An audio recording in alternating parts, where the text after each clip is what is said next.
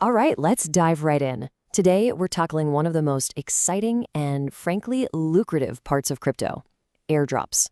We're going to unpack the high-stakes game of using multiple wallets to boost your rewards and, more importantly, how to do it without getting busted. Let's get into it. I mean, it sounds like a dream, doesn't it?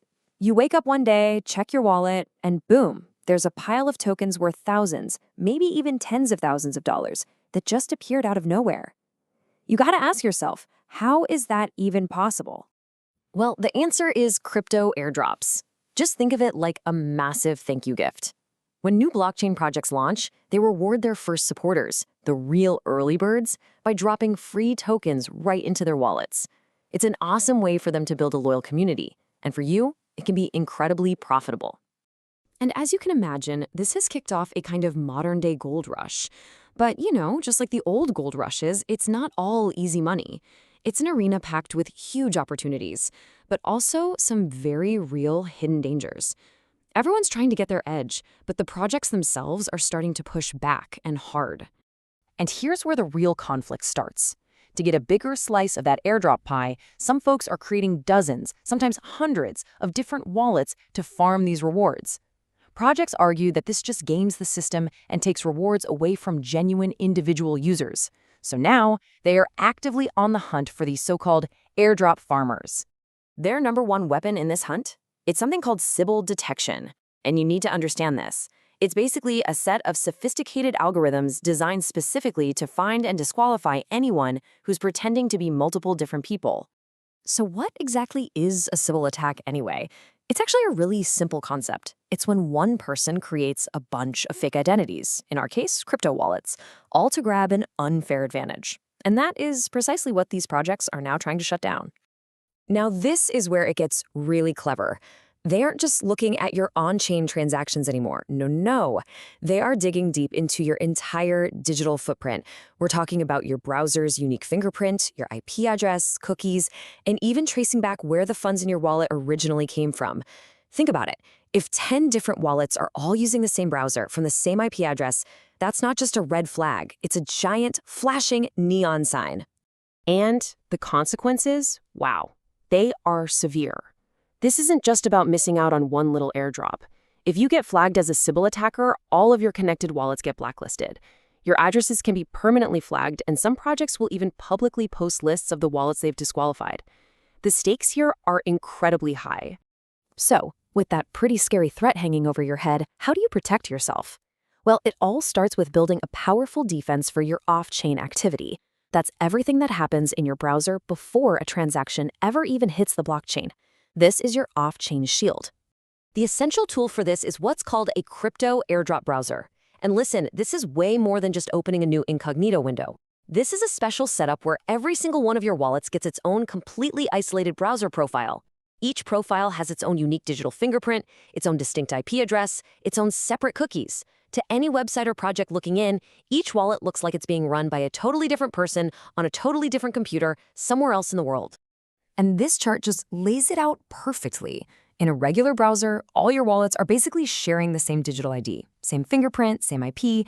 They're super easy to link together. But with an airdrop browser, every single profile is a clean slate, a fresh start. The activities are completely sandboxed, totally separate. It breaks those links that the Sybil detection algorithms are hunting for.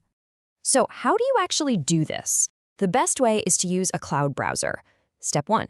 You create a separate profile for every single wallet. Step 2, and this is absolutely critical, you assign a unique residential proxy to each one. That makes it look like each profile is coming from a real, separate home internet connection. Then you just install a fresh wallet in each profile, make sure you fund them all independently, and, this is key, use them on different days and at different times. Okay, so you've built your off-chain shield. Your browser game is on point, but the battle is not over yet. Not by a long shot. Now you have to master on-chain stealth. Because even with perfect browser isolation, just one sloppy move on the blockchain can give the whole game away instantly. These are the golden rules, the absolute commandments of on-chain stealth. The biggest one, rule number 1, is to never ever transfer funds directly between your farm wallets. I mean it. That creates a permanent public link on the blockchain that anyone can see.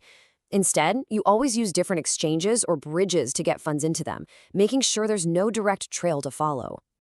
And this right here, this is the classic rookie mistake, funding a bunch of wallets straight from one main wallet. The analysis tools that projects use can spot this pattern in seconds. It's like leaving a single, obvious trail of footprints from your main house to all of your secret hideouts.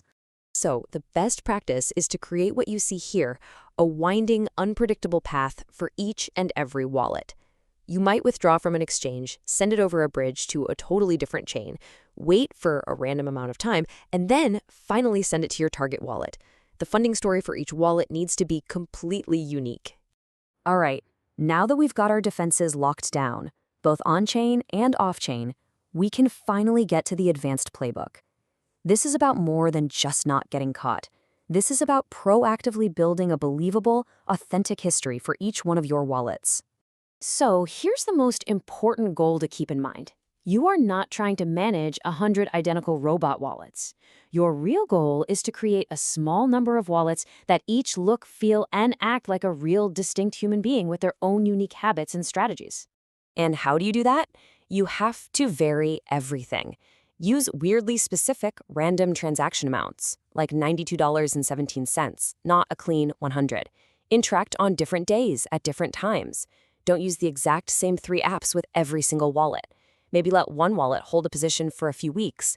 And importantly, act like a real community member. Participate. Vote on governance proposals. Which brings us to probably the single most important takeaway from all of this. What's the magic number of wallets? It's not 100, it's not 50. For most people, it's probably somewhere between 5 and 15. A small group of really well-managed, high-quality wallets that look like real people is infinitely more valuable and way safer than hundreds of sloppy, identical ones. Quality beats quantity every single time. Ultimately, it all just comes down to this one simple concept. Success in this game requires a two-front strategy. Your browser isolation is your shield. It protects your off-chain digital footprint. In your on-chain hygiene, that's your stealth. It protects your public transaction history. You absolutely 100% need both to win. You have to remember this is a constantly evolving high-stakes game of cat and mouse between farmers and projects. As farmers get smarter with things like browser isolation and on-chain stealth, you can bet the projects are already developing new, more advanced ways to detect them. So the real question we're left with is, what's the next move going to be?